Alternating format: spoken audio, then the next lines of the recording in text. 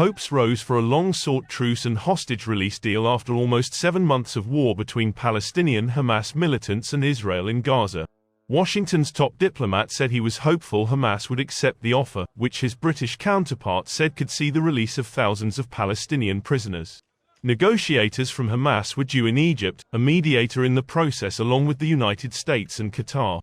For months they have been trying to broker a new agreement between the combatants, the first since a one-week truce in November saw 80 Israeli hostages exchanged for 240 Palestinians held in Israeli prisons. Diplomacy in the past few days appeared to suggest a new push to halt the fighting. The war has brought Gaza to the brink of famine, United Nations and humanitarian aid groups say, while reducing much of the territory to rubble and raising fears of a wider regional conflict.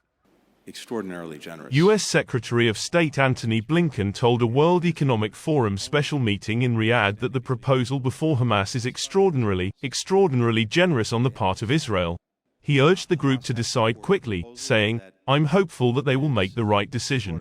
Blinken is on his 7th visit to the region since the October 7 Hamas attack on Israel that sparked the war.